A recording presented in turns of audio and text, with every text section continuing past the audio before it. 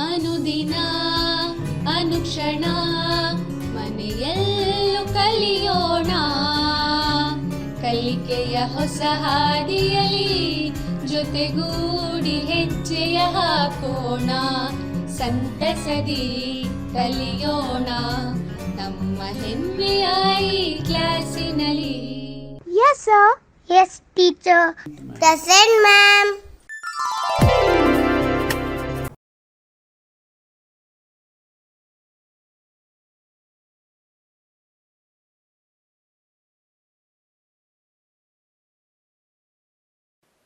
Hello children, welcome to the class. Today let us study the second unit of geography section, India Physiography.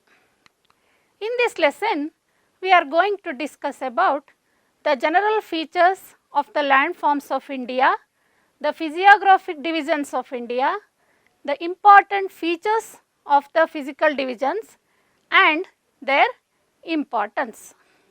After learning this lesson, you have to develop the knowledge of recognizing the physiographic divisions of India and to locate the physiographic divisions in India map, and you have to explain important features of physical divisions of India. Children, India is a country having diversity. In all the aspect, India has diversity. Like social aspect, India has diversity in geographical aspect also. It has variety of landforms, it has different type of climate, etc. India is a vast country and it has a variety of landforms. They include mountains, plateaus, plains, valleys, coastal plains, etc. These have influence on the river system, climate, natural vegetation, land use, agriculture, transport, distribution of population, etc. So, all these aspects are influenced by landforms and geographical features. Children, let us discuss about different physiographic divisions of India. Physiographically, India is divided into 4 major divisions. The first one, the northern mountains, secondly, the northern Great Plains, the peninsular plateau and the coastal plains and islands. These are the major physiographic divisions of India. Let us discuss one by one. The northern mountains comprise of the Himalayas, the group of young fold mountains. They are the continuous chain along the northern boundary of India. They are the highest mountain ranges in the world. They have the highest peaks, deep valleys, gorges, glaciers and mountain passes. Let us know about the extension of northern mountains. In India, they extend from Indus Gorge in the west to the Brahmaputra Gorge in the east for 2400 kilometers. The width varies from 240 to 320 kilometers. Observe the map. They are broader in the west and narrower in the east. Generally, they have steep slopes towards India and gentle slopes towards Tibet. They have steep slopes towards south and gentle slopes towards north. And in India, they covered an area of about 5 lakh square kilometers. There are 3 parallel ranges in the Himalayas, Greater Himalayas, Lesser Himalayas, and the third one, the Sivalik Hills. These are the three parallel ranges in the Himalayas. Let us discuss about the Greater Himalayas. Greater Himalayas are the innermost continuous and highest ranges. The average height of the range is 6,100 meters. And these ranges have many high peaks. Let us know about the peaks in the Greater Himalayas. The Mount Everest, the Kanchanajunga, the Makulu, Dhavalagiri, Manaslu, Nanda Devi, observe the map, and K2. These are the high peaks in the Greater Himalayas. Among them, the Mount Everest is the highest peak in the world. The Greater Himalayas are covered with snow throughout the year. So, these ranges are called as Himadri. Look at the picture. They are covered with snow. The Greater Himalayas have many glaciers like Gangotri and Yamunotri. These are the important glaciers in the Greater Himalayas. And they have mountain passes like Buzil, Zozila and Shipkila. The mountains lying to the northwest of Himadri are called as Trans-Himalayas. They comprise of Karakoram range and the K2 or Godwin-Austen in the Karakoram range is the highest peak in India. Mount Everest is the highest peak in the world. K2 or Mount Godwin-Austen is the highest peak in India. You have to locate K2 in India map. Observe where is K2. And this is the second highest peak in the world. Children, let us discuss about the Lesser Himalayas. These ranges are located to the south of Greater Himalayas and they are also known as Himachal. Lesser Himalayas are also known as Himachal. They are 60 to 80 kilometers wide and 1500 to 4500 meters high. See, the height is measured in meters. And the eastern part is covered with forests. In the Lesser Himalayas, there are many parallel ranges.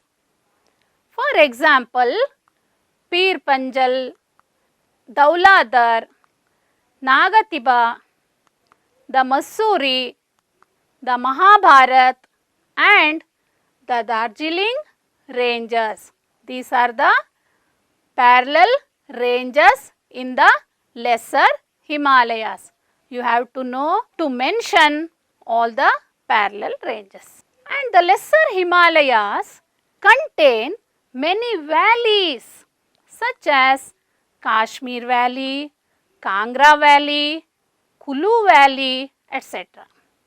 And the Lesser Himalayas are also noted for hill stations.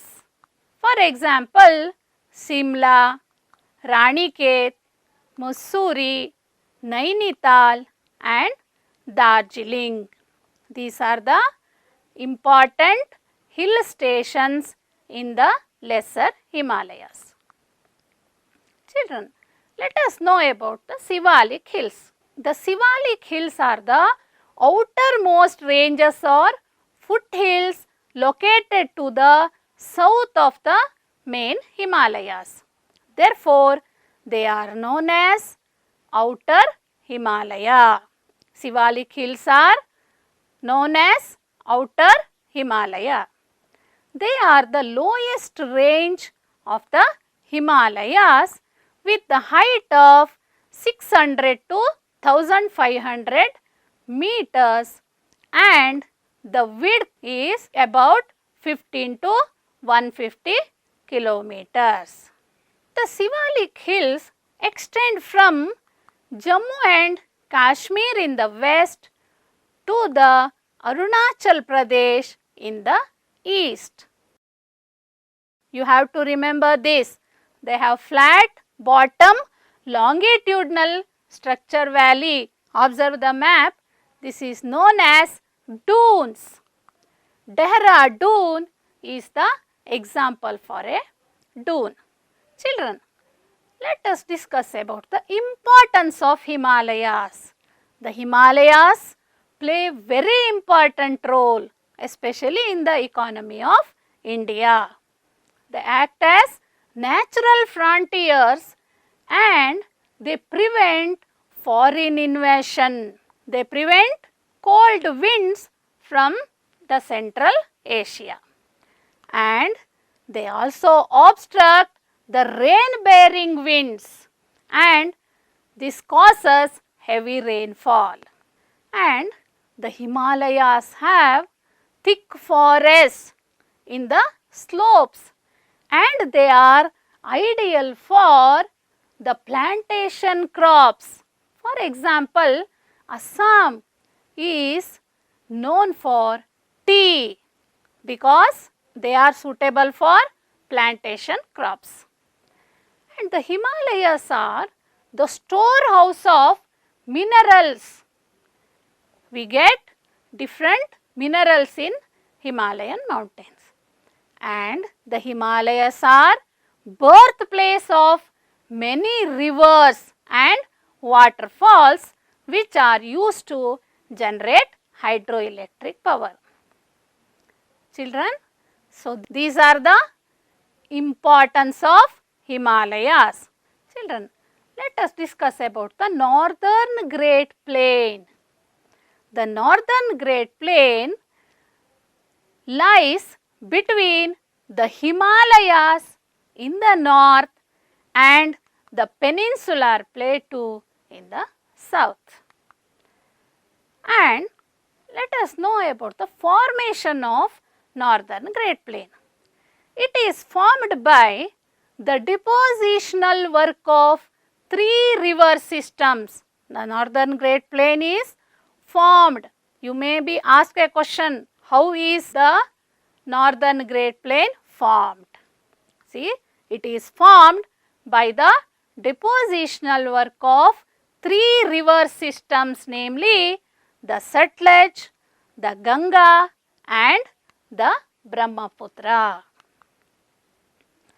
And the plain is formed from the fertile alluvium deposited by the rivers flowing from the Himalayas. The three river systems, the Satluj, the Ganga and the Brahmaputra. And the plain is very flat and rocks are not exposed on the surface. Let us know about the extension of the Northern Great Plain. The Northern Great Plain extends from east to west a length of 2500 kilometers and its average width varies from 240 to 340 kilometers. And the total area of northern mountain is 5 lakh square kilometer and the total area of Northern Great Plain is 7 lakh square kilometer.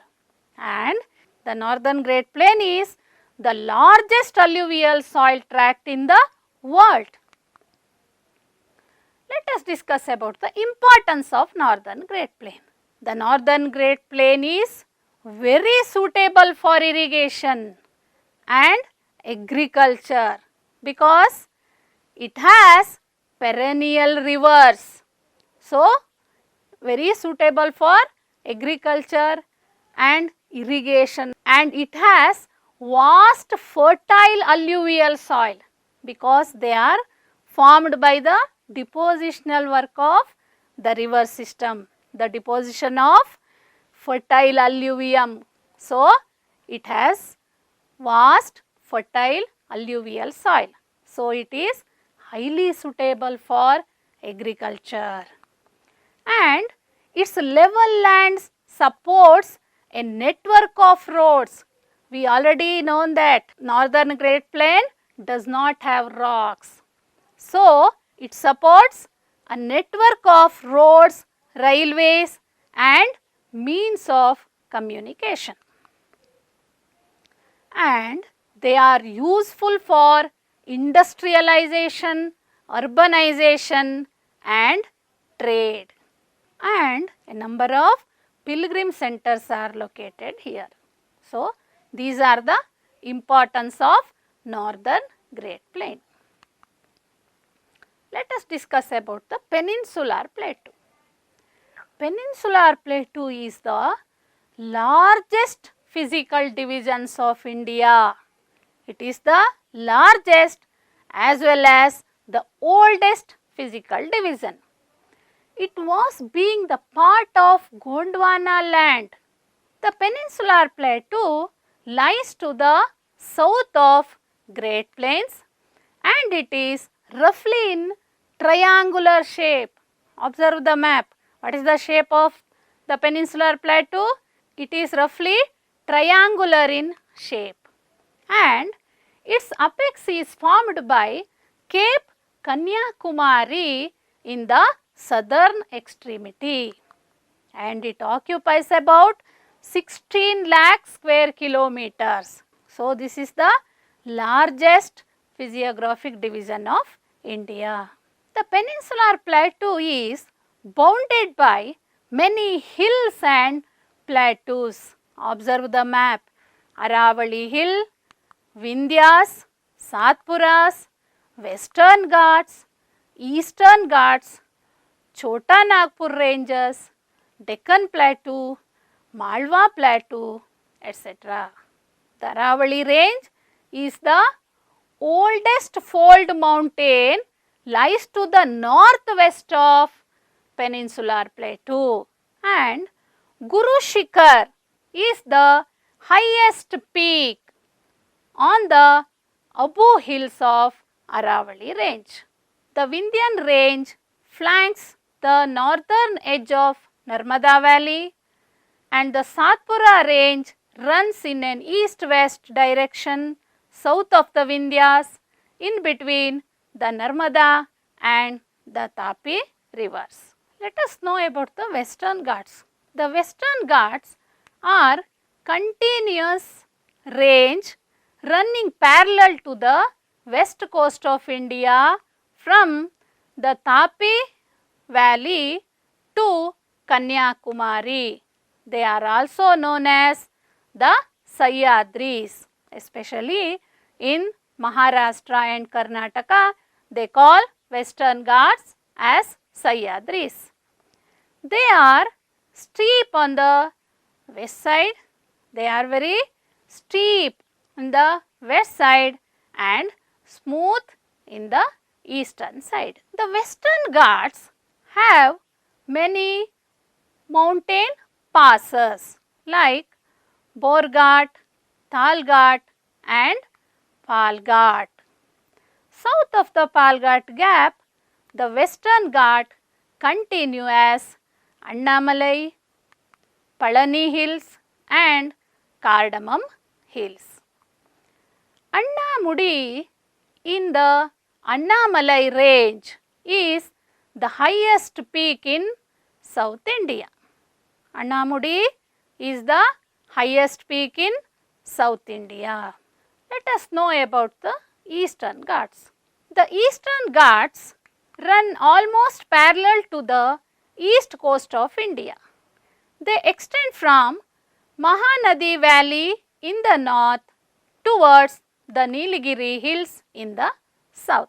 The Eastern Ghats meet the Nilgiri Hills in the south, where they join the Western Ghats. The Western Ghats and the Eastern Ghats meet in Nilgiri Hills. You have to differentiate the Eastern Ghat and the Western Ghats. The Western Ghats are continuous, but the Eastern Ghats are not continuous. They are separated from river valleys like Mahanadi, Godavari, Krishna, Kaveri, etc. Observe the map.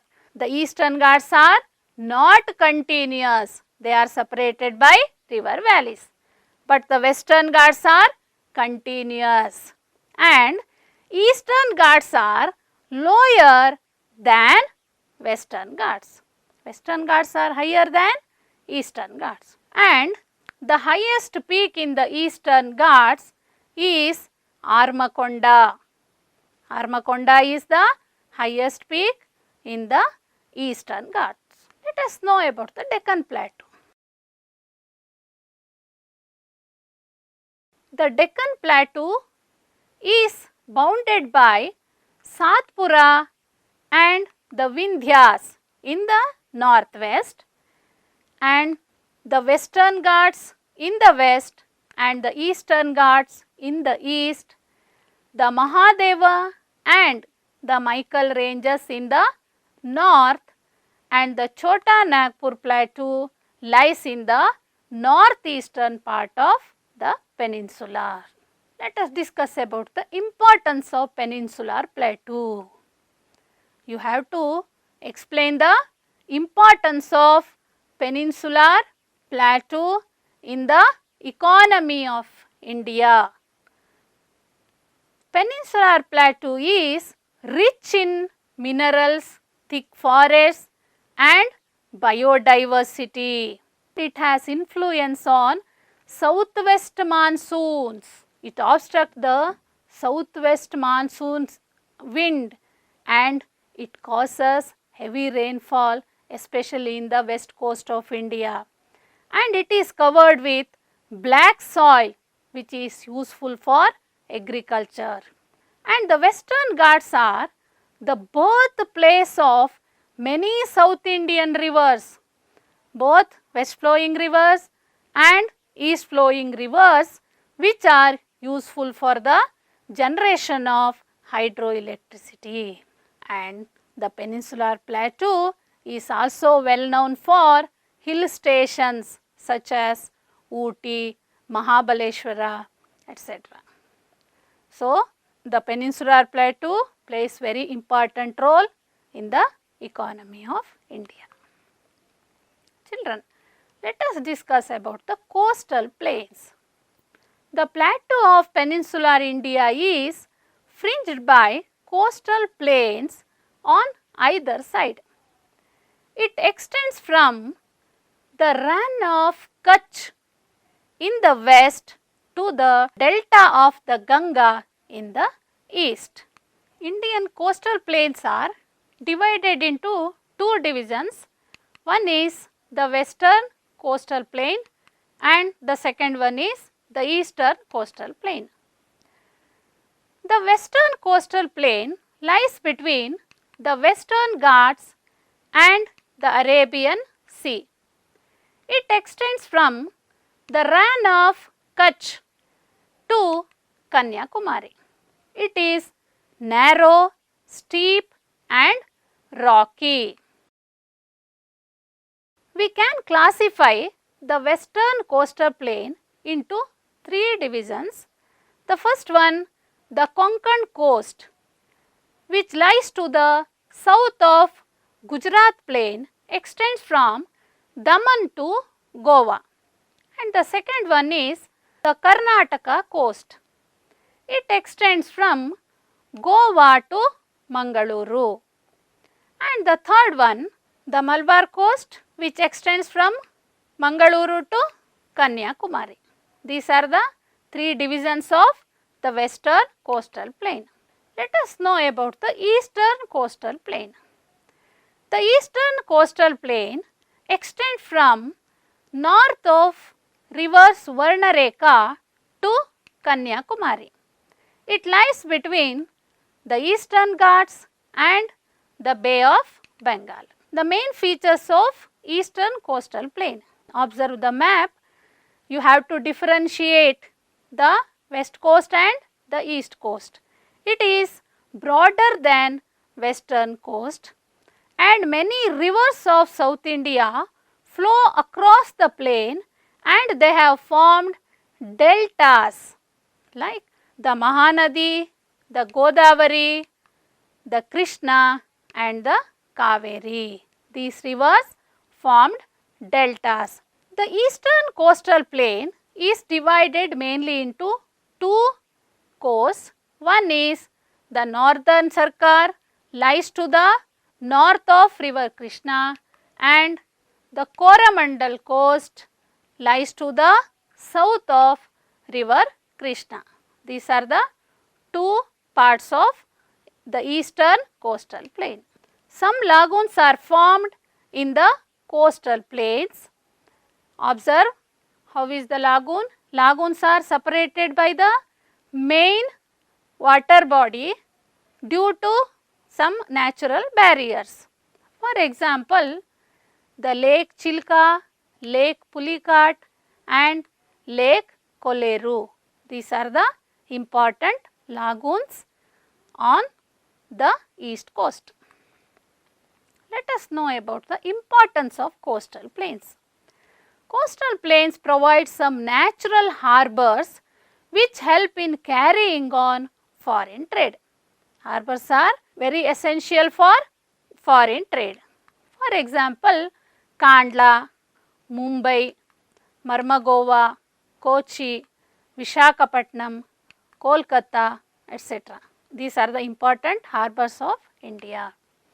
And coastal plains are useful for fishing and shipbuilding, agriculture and production of salt. And many beaches are found along the coast and they attract tourists. And the backwaters are used for navigation. So, coastal plains play very important role in the economy of India because they are providing natural harbors, fishing, they are suitable for agriculture and shipbuilding, industries are built, and also they are useful for the production of salt, and beaches attract tourists and they are helpful for navigation. Let us know about the islands of India. There are about 247 islands in India. Of these, 204 are in the Bay of Bengal and 43 are in the Arabian Sea. The Andaman and Nicobar Islands are in the Bay of Bengal. The Lakshadweep Islands are in the Arabian Sea and they are formed by corals. Children, let us recall some points. The highest peak in the world is Mount Everest. The highest peak in India is Mount K2 or Godwin Austen. The highest peak in South India is Annamudi, and the Eastern Ghats meet the Western Ghats in Nilgiri Hills, and the coast which extends from Mangaluru to Kanyakumari is called as the Malabar coast. Children, I hope you learned all the points we discussed in the class. Write down these questions and write the answers and show it to your teacher.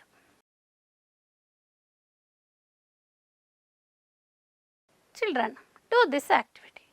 Draw the outline map of India and show the major physical divisions of India. Thank you,